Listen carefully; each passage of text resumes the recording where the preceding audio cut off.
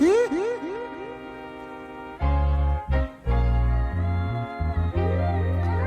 listening to the LifeStruction with Eric podcast.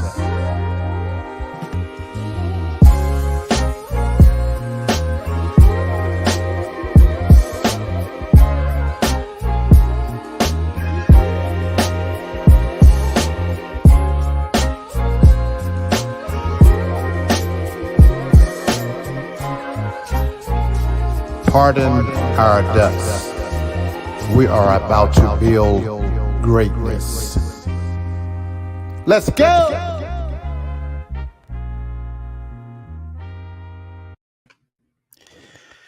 Good morning, good evening, good afternoon, wherever you may be in the world today. I am grateful that you're taking the time to tap in. Welcome to the LifeStruction with Eric podcast. I am your host, Eric. If you're watching on YouTube, be sure to hit that subscribe button and turn on your notifications so you'll get that notification when a new video is available. If you're listening on Anchor, Spotify, or Apple Podcasts, make sure that you hit that subscribe button. Yeah, thank you for tapping in. Be sure to hit that share button. Share this post out right now. I traveled to Virginia over the weekend. You know, it was a quick trip. I mean, it was a real quick trip. Actually, I was there for about 40 hours tops. And then I was right back out, catching a flight out, headed back home. But, any time spent with family is amazing. You can do that text and call, shoot those texts out. You can call, but being in the presence of loved ones and, you get that feeling that you don't get through that text or a phone call. But, yeah, it was amazing to see my mom. I got the opportunity to visit my dad who's in the nursing facility. Even though he didn't know, who we were, he still has that sense of humor. But yeah, dementia, it sucks. It sucks. I got to see my oldest daughter, Ishay. Thank you, darling, for driving all the way down from DC to see me. I saw both of my sisters, Cindy and Emily. All of my nephews, got to see all of my nephews, my three beautiful great nieces, including the newest addition to the family, our Princess Cassidy. And, I didn't even have to drive around other than going to see my dad in the nursing facility. I got to see everybody under one roof. Grateful to my sister, Cindy, that made it happen right under her roof, right at her house. So it was a blessing, and I'm just sharing this to say, life is short. So make sure you make time to spend time with family. Please stop all of the calling and texts and make sure you make time, to visit, make that time to go and visit family, even if it's a quick 5 or 10 minutes, they will appreciate it. And it will give you that sense of peace just to be able to see them, not only to know that they're okay, but sometimes people may not let you know that, hey, I want to see you just to make sure you're okay. Seeing your face and your smile could, literally bless me. So yeah, make sure you take time to do that. But anyways, I'm flying back and I normally have my headphones on, and that's a sign of don't talk to me. I don't want to be bothered. Um, but anyways, I'm sitting basically in like the second row from the front.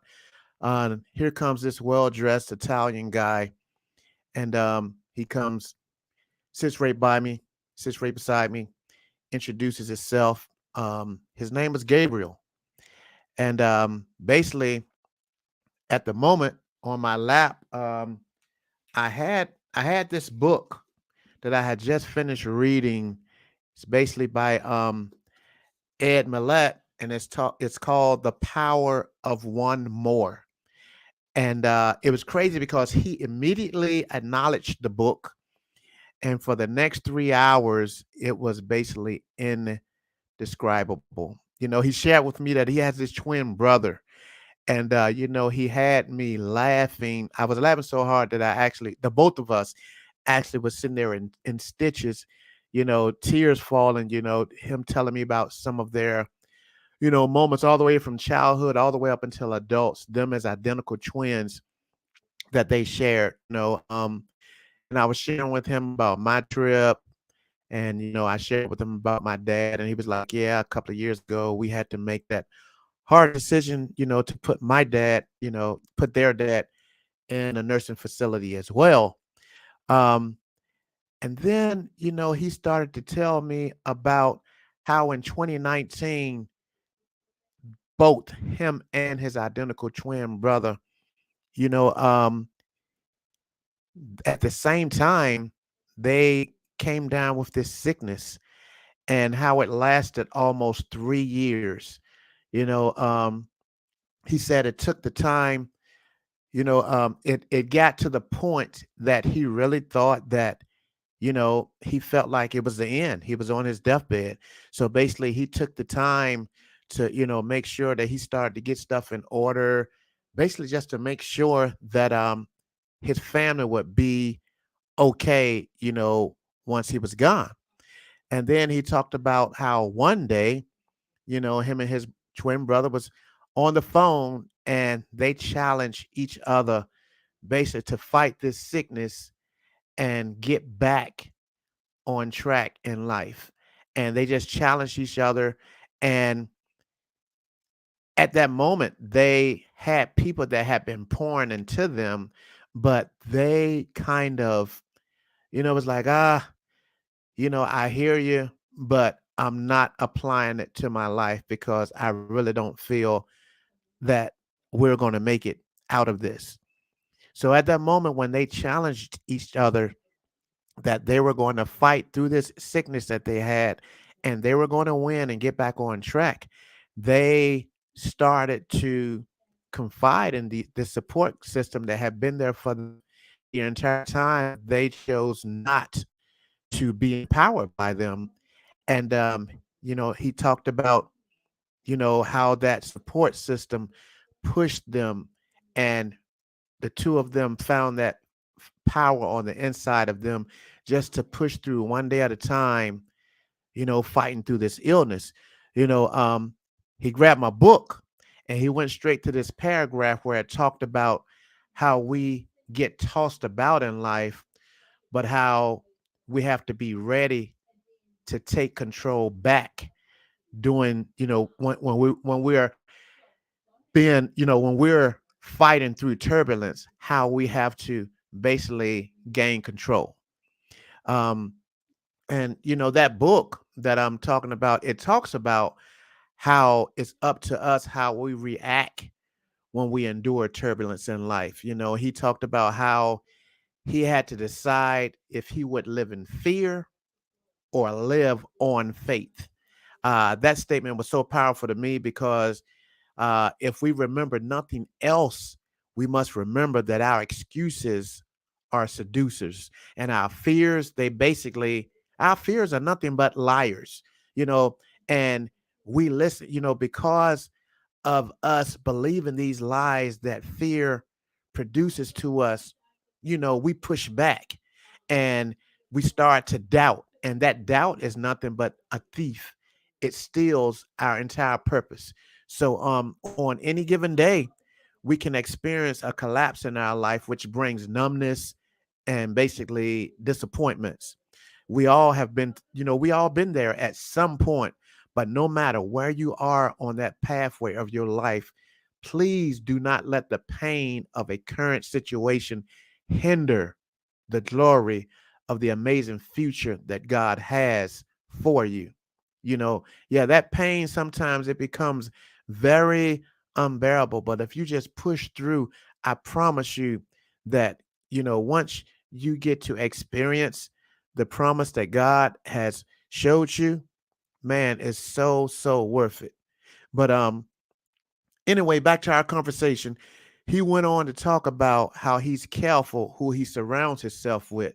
He said, if they don't fuel me, if they don't fuel my joy or stoke my peace to be a better person, then I basically out of my circle, which we talk about a lot on this podcast about how our life is too valuable to share with people who don't get you, but what question, why is it you don't vibe with the person? They have different views in life than you, lower standards than you, but you still entertain their conversation.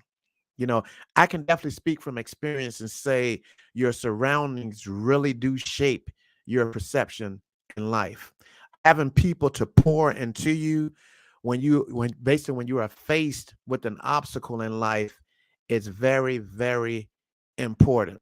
But many are too weak to realize basically that obstacles are nothing more than just basically tests designed to measure how seriously we want the rewards of God's promises. Obstacles basically at first, yeah, they are very hard, very, very messy in the middle, but the rewarding at the end, eh, so great, so great. So, anyways, we were talking, and time before we knew it, the flight attendant was coming on announcing we were about to land, and grabbed my arm and he said, man, many people, when diagnosed with a terminal illness, they immediately let their faith die.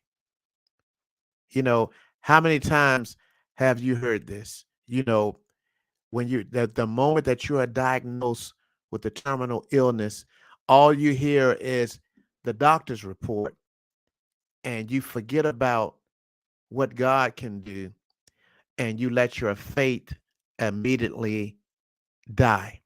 But an obstacle in life does not give us death. It doesn't give us that death sentence, but many die on the inside and they live the rest of their life just an idol, just an idol, because you fear that you can't go, that your time on earth is limited. So what's the use in me pursuing my passion? What's the use in me pursuing my purpose in life? But what got me was when he said during the 2 years and 6 months in the midst of his rest and recovery, he realized the odds that life dealt him was necessary. He said he gained inspiration during isolation. So basically during his isolation of being, isolated from the world, he gained much inspiration from reading, from the people in his circle that encouraged him and empowered him to push through that obstacle. And in that moment, that's when God unleashed a great power within him as he overcame his illness and was blessed with the power of one more chance at life. And I had literally just finished this book on my flight into Virginia. So a lot of it, was still fresh in my thoughts. But hearing him sum up this book with how him and his twin brother were both sick at the same time for almost 3 years, but found the courage with the help of a strong support system to fight one more day, just one day at a time, for over 850 days, ignited a fire to fight even more. Man, it was so powerful, so powerful. And when I tell you that it was almost like I knew this guy, like this guy, it was like you couldn't, people that were sitting around us, they watched us laugh. At times we were laughing and they were laughing and didn't even know what we were laughing at. And they were surprised when I looked over at once and I was like, y'all wouldn't believe I just met this guy when he walked on this plane. It was just amazing. But anyway, we landed, and he shared with me that this was his first trip since he was cleared from his doctor to be able to travel. And basically, he was returning home from a 3-week trip where he traveled all around the country. And what stood out to me, you know, after being down for almost 3 years, your first trip, you went to 3 different states and volunteered at 3 different events. And one of the events, it was for a kid that he mentors. And he took this guy a huge old um, love package. At the end of the day, he's still, being a blessing to other people, because he's taking full advantage of one more chance at life. You know, um, and it's crazy because as soon as the aircraft doors open, I thought he was gonna wait for me and we was gonna walk up the jetway together and talk. And as soon as the doors open, in the blink of an eye, Gabriel disappeared, in the crowd. He was gone. But our conversation, I will remember it forever, and words of advice to you, if you just listen to this episode, that means you basically are alive and well. And if you have the ability to be great, instead of digging deep within to find the strength, you know, to push past obstacles, a lot of times we put our focus on the world instead of deal with the obstacles that we're faced with. But it's mandatory to take these difficult moments in life and block out the world and find that blessing as we dissect that obstacle that life has placed in front of us. Remember, faith sees obstacles as opportunities, mostly as growth for a better life. But when we live in fear, you die on the inside. And basically, when you die on the inside, so does your purpose. Unfortunately, so does your purpose. So, yeah, I just wanted to share that with you guys today. Um, Great conversation, and I just want to, this podcast may not be for you, but if it's, someone that basically has been blessed with that second chance, share this with them, push through, let them know, hey, it's okay that you went through a hard time. You went through, you had that issue with the sickness, or you went through, that addiction, or you went through that horrible time, with finances, or a bad relationship, whatever it may be. God bless you with the opportunity of a second chance, and make sure that you ignite your purpose on the inside of you and live, embrace embrace the power of one more and push through, because there are so many people that wish that they had the opportunity to experience that one more chance in life, but they weren't blessed with it. So hey, thank you guys for tapping in, and have an amazing week, guys. And remember, um, go and visit somebody. Visit somebody, because somebody is in the midst of scrambling with trying to make it one more day. They don't realize that they have the power and the gift to push through one day at a time. That power of one more. So visit somebody and encourage them to keep pushing through life. Of us, if we haven't experienced it, all of us know somebody that had the power of one more, and they did what? They bounced back better. With that being said, you guys have an amazing week and continue to be great. Love your LifeStruction fam.